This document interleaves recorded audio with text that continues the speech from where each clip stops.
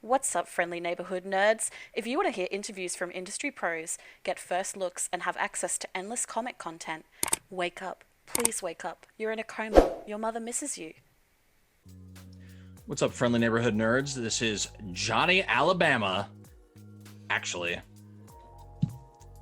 Oh it's shit! Rad. This is another first look.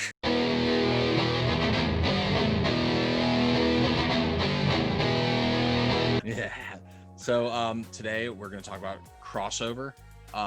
This is from Image Comics. It's by Donny Cates and Geoff Shaw, the God Country team. We read number 1, and today we're going to talk about it. So this is a very meta story, and I enjoyed it.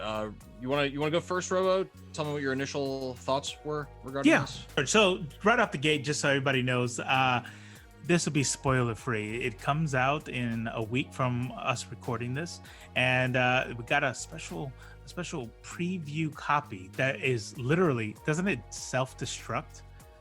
Like I think it literally so we've gotten preview copies before to do our show, and this one was like, log into this thing, get that, and in 7 days it's going to delete itself. So that's pretty crazy. Super secret. Yeah, and but let me tell you, all the 70 something tweets from Donny Cates saying you are not ready for this, kind of was right. I did not expect this. There was a lot of guesswork about what to expect from this book. What is it going to be about? There was some, he dropped some hints here and there, but I did not expect this. Story wise, I thought it was really good. I really enjoyed it the first couple times through. As I read more, I think we both kind of feel the same way. It was like, okay, I hope it gets a little bit less on the nose, less It very on the nose. The theme of this comic book is meta on top of meta on top of meta.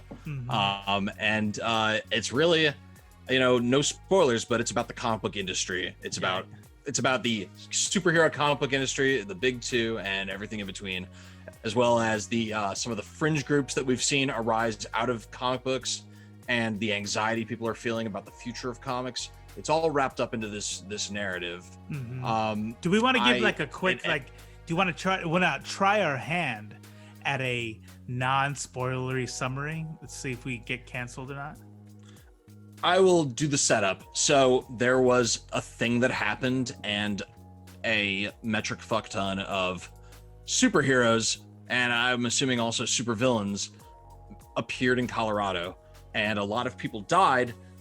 Some type of force field bubble was formed around Colorado, and now it's presumably a significant period of time afterwards, and world is coming to terms with that. I think that's about as specific as we can get without going to spoiler territory.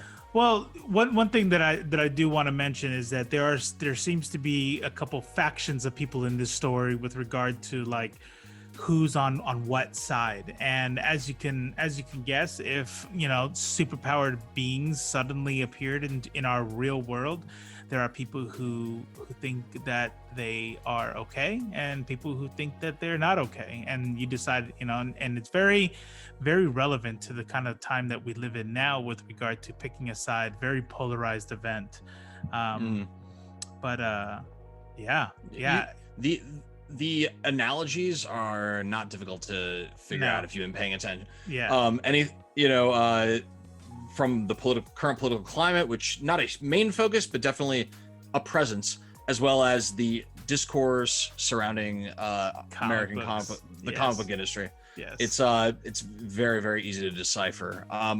One thing I thought was kind of interesting is the 2 times that Dr. Wortham was referenced. He's the guy who wrote Seduction of the Innocent. Yes, I did just look down to remember what the name of that title was, but yeah, Seduction of the Innocent, which is the pamphlet book thing that was written like back in the ancient times, that led to the comic books code. Basically, this idea that comic books were leading to the delinquency of juveniles, and there was this terrible cancer on the society. Yeah. So why does that come up? I guess we'll find out. But comic books definitely have taken a literal toll in this series. So perhaps that's it. So what do you feel about the quality of the story so far, book 1? I would give it right now I'm giving it a 4 out of 5. I think it's definitely, I've been drawn in. I'm definitely intrigued. The pacing is fast. There was my biggest issue with it is there's a little bit of confusion. And I don't want to get into specifics, but there was one scene in particular where it was just almost hard for my pea brain to follow what was happening in front of me. So that's maybe I'm an idiot, or maybe it's just not clear, but I had to read it twice to really kind of understand what was taking place in front of me. Okay. Besides that, and the other ding is the on the noseness, where it's like, I mean, it's almost like a lesson in modern day comic book drama. So those are not my favorite elements, but the pacing is really good. The art from Geoff Shaw is mind-blowingly good. So good. And it definitely left me wanting to find out what happens next. It's exciting, and I think it's going to end up being a pretty awesome series. Yeah, I agree with that. So even though he ignores all of our notice me senpai moments, it is no secret that we are big fans of Donny Cates. So we're gonna jump on every opportunity we can to read his stuff. This did not disappoint me. We're doing a quick review, and we're trying to keep it spoiler free. We wish we can go into details with what things that kind of like and maybe you guys would understand. But when it comes out, go check it out. But 4 out of 5 is accurate. I like that score, and really for the same reasons. And not to just repeat everything you said, but you cannot go wrong with a Donny Cates writing. Like, you don't pick up a Donny Cates writing and go, I wonder if this is a good or a bad one. Like, it's going to be good. But I'll just say that as far as themes go, and some of the factions rather in the story, I didn't really agree with where he put the factions. I think that who hates the soups, the new capes, wouldn't be who actually hates the capes in the real world. Right. So little things like that way I'm looking at the story, I was like, But what you said about the comic book industry and some of the references to real life, maybe some Twitter beefs that are out there, I really enjoyed hearing that. Even though you're right, it was on the nose, but I'm glad, because like like you said for yourself, I kind of have a pea brain, and it's not until we interview some of these people to where, even though when they say it, I go, yes, I saw that. Sometimes like, I did not get that until just now. I'm just gonna pretend I did. But yeah, so story's great, art, golly. So I am gonna tiniest of tiny spoilers.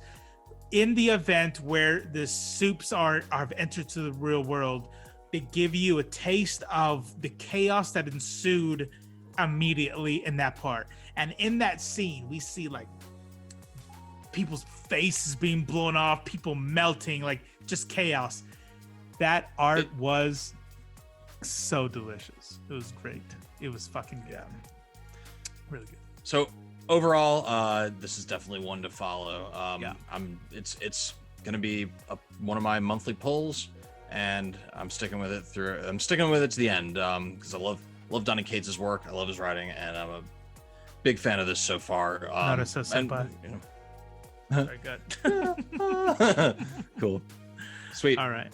Well, ladies and gentlemen, MBs, that is the end of the first look. Go buy it.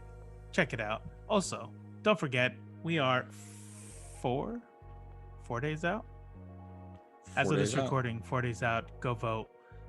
Maintain washing your hands. Just because you're tired of social distancing does not mean the pandemic is over. Take it easy. We out. Bye. Congratulations on making it to the end of the YouTube video. Why not celebrate by hitting the subscribe button? You've earned it.